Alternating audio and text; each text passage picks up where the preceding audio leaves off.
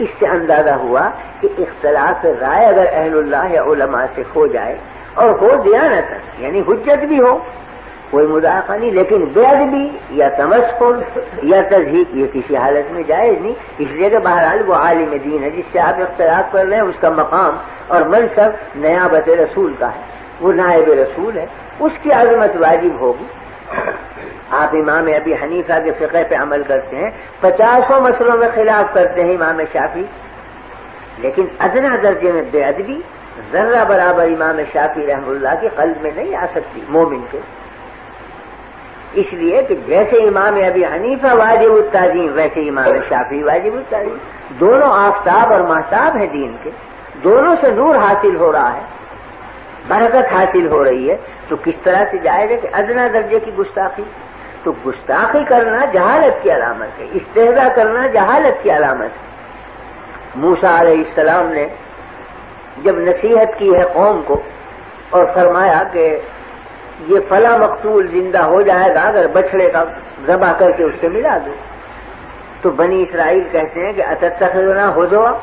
کیا آپ مذاق کر رہے ہیں، زندگی کر رہے ہیں ہماری ساتھ، کہاں بچڑا، کہاں اس کا ذبیحہ، کہاں مقتول کی لاش کو ملانے سے زندہ ہو جانا، کیا تعلق بچڑے کو اور زندگی کی؟ اتتخذنا ہزوا، کیا مذاق کرتے ہیں؟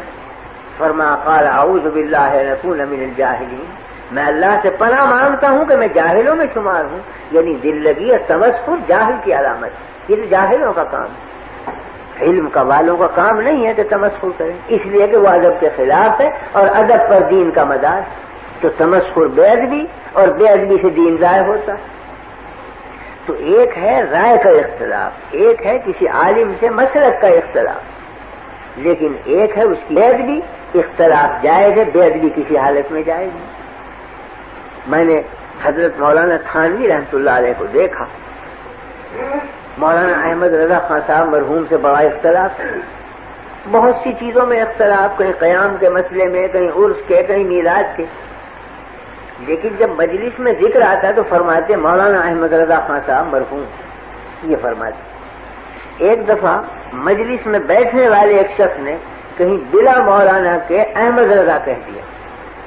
حضرت نے ڈانٹا اور خفا ہوئے، فرمایا عالم تو ہیں اگر کہ اختلاف ہے رائے کا، تم منصب کب کی بے احترامی کرتے ہو، کس طرح جائز؟ رائے کا اختلاف اور چیز ہے، ایک عالم کی عزت کرنا اور چیز،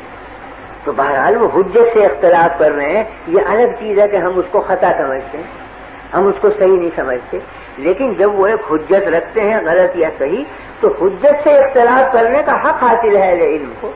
اس پہ توہین کا کیا مطلب، بے ادبی کا کیا مطلب؟ یہ برا سمجھا کہ لفظ مولانا نہ لگایا اسے،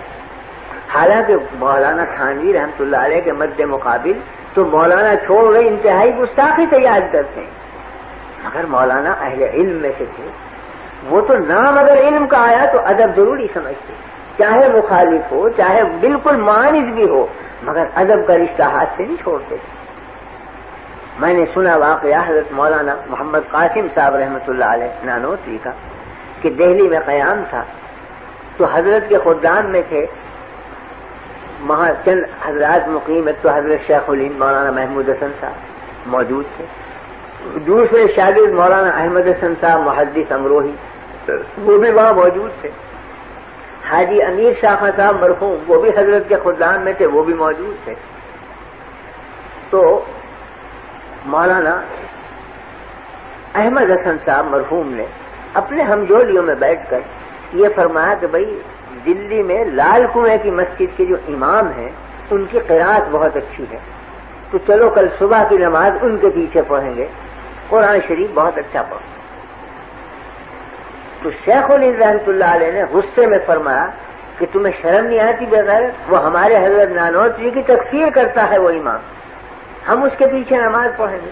جب وہ حضرت مولانا کو کافر کہتا ہے ہم نہیں پڑھیں گے ایسے شخص کے پیچھے نماز، اور کوئی ذرا سخت لہجہ اختیار ہے۔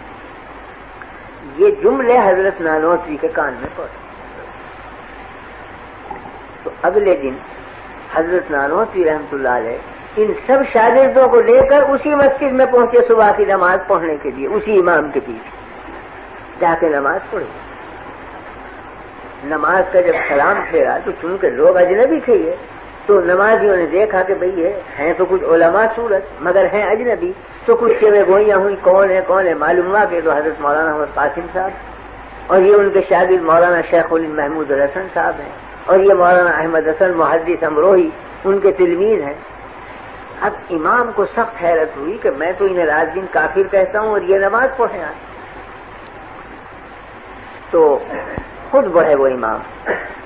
اور کہا کہ حضرت میں آپ کی تکفیر کرتا تھا اور میں آج شرمندہ ہوں کہ آپ میرے پیچھے نماز پڑھیں، حالانکہ میں نے آپ کو کافر کہا۔ فرمایا مجھے قدر ہے آپ کے کافر کہنے کی، اور میں آپ کی اور زیادہ عزت بڑھ گئی میری نگاہ میں کیونکہ آپ نے کافر کہا مجھے۔ کیوں؟ اس واسطے کہ آپ کو یہ روایت پہنچی کہ میں توہین کرتا ہوں رسول اللہ صلی اللہ علیہ وسلم کی، تو آپ کی غیرت ایمانی کا یہی تقاضا تھا کہ آپ مجھے کافر کہیں۔ ہاں البتہ شکایت اتنی ہے کہ وہ روایت غلط پہنچی، روایت کی تحقیق کر لینی چاہیے تھی کہ میں نے کی بھی ہے توہین یا نہیں، لیکن بہرحال